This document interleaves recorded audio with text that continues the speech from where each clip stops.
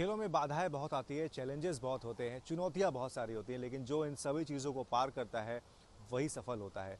और इस वक्त इसका बहुत जीता जागता उदाहरण है अनु रानी। अनु ने बहुत मेहनत की है, शुरुआत खेतों से हुई और चाइना में आके गोल्ड मेडल मिला। कैसा था अनु आपके लिए सफ़र? सर सफ़र काफ़ी मुश्किलों भरा था क्योंकि 5 भाई बहन है, पापा किसान है। तो जैसे स्टार्टिंग में खेलने के लिए जाती थी, किट वगैरह भी नहीं होती, शूज़ भी नहीं होते थे, किसी पड़ोसी के पास जाके उनका किट वगैरह लेना पड़ता था। और फिर ट्रेन में मतलब इतना स्ट्रगल किया है कि ट्रेन में हम नीचे भी लेट के गए, लोग बाग हम सोते रहते, लोग बाग ऊपर से उतर उतर के जाते रहते थे।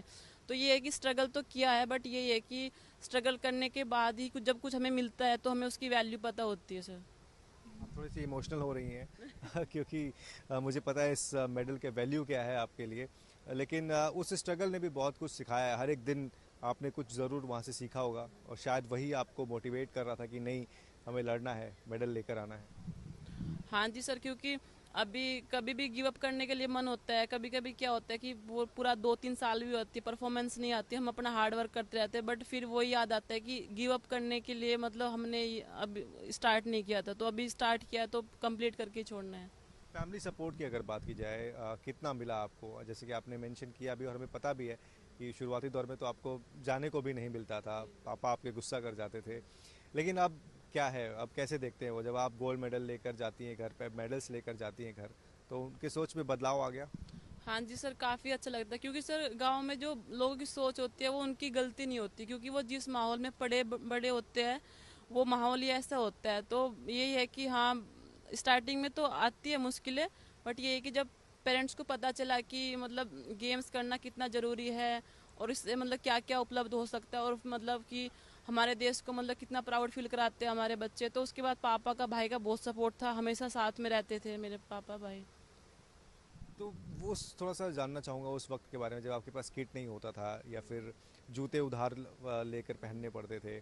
तब क्या चलता था? एक खिलाड़ी के तौर पर आप अपने आप को कैसे संभालते थे? मजबूती दिमागी तौर पर कि नहीं, चलो आज मैं ले रही हूँ किसी से, लेकिन कल को शायद मेरे पास हो सारी चीज़ें।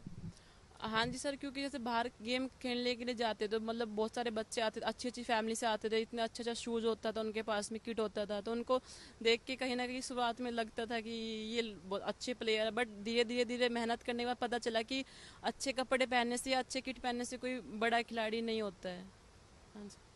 अब यहाँ से अन्नू का अगला टारगेट क्या है? और चूंकि नीरज इस इवेंट में कितना बड़ा नाम बन चुके हैं और आपने भी उनके साथ बहुत ट्रेनिंग की है, पटियाला में भी बहुत आपने उनके साथ समय गुजारा है ट्रेनिंग में, उनसे क्या कुछ आपको सीखने को मिला? और जब मिलते हैं वो तो क्या बात होती है? मिलते हैं तो प्रैक्टिस की होती है कि कैसी प्रैक्टिस चल रही है, थ्रोइंग सेशन कैसे चल रहा है, क्योंकि लंबे टाइम तक साथ में प्रैक्टिस किया है, तो टेक्निक पे ही बोलते रहते हैं कि टेक्निक पे ही तुम मतलब थोड़ा काम करो, और यही है कि प्रेशर नहीं लेना है, बस अपना 100% देना है, और 100% देते हो तो मेडल तो फिर आते ही है सर। मैच से जुड़े आपके हर सवाल का हम देंगे जवाब। जानने के लिए हर update, live analysis, special interviews, download कीजिए स्पोर्ट्स तक ऐप।